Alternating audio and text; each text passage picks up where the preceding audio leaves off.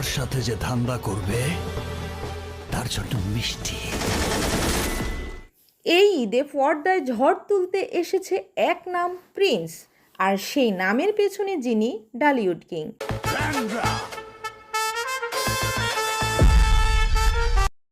রিলিজের পর থেকেই চারদিকে শুধু একটাই আলোচনা, প্রথম দিনেই নাকি 8 কোটি টাকা আয়। ভাবুন তো, বাংলাদেশের সিনেমা ইতিহাসে একদিনে 8 কোটি টাকা, এটা কি সত্যিই সম্ভব?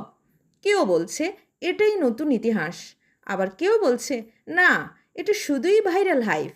তবে একটা বিষয় অস্বীকার করার উপায় নেই, প্রিন্স নিয়ে দর্শকদের উত্তেজনা একদম তুঙ্গে। হলগুলোতে উপচে পড়া ভিড়, শো হাউসফুল, আর দর্শকদের মুখে একটাই নাম, প্রিন্স। অনেকে বলছেন শাকিব খান আবারও প্রমাণ করলো কেন সে নাম্বার ওয়ান। আর সত্যি বলতে তার স্টারডম, ঈদের টাইমিং আর দর্শকদের ভালোবাসা সব মিলিয়ে এই হাইপটা একেবারেই অস্বাভাবিক না। কিন্তু বাস্তবতা হলো এখনও পর্যন্ত 8 কোটি টাকার কোনো অফিসিয়াল কনফার্মেশন পাওয়া যায়নি। তাই এটা কি ইতিহাস, নাকি শুধু সোশ্যাল মিডিয়ার তৈরি এক গুঞ্জন? যাই হোক, একটা জিনিস একদম ক্লিয়ার, প্রিন্স ইতিমধ্যেই ঈদের সবচেয়ে আলোচিত সিনেমাগুলোর একটি, এবং এই আলোচনা এখানেই থামার নয়। আপনার কি মনে হয় 8 কোটি টাকার এই রেকর্ড সত্যি, নাকি শুধুই হাইপ?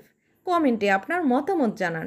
ভিডিওটি ভালো লাগলে লাইক দিন, শেয়ার করুন, আর এমন আপডেট পেতে ফলো বা সাবস্ক্রাইব করে থাকুন, কারণ সিনেমার আসল গল্প তো এখনও বাকি।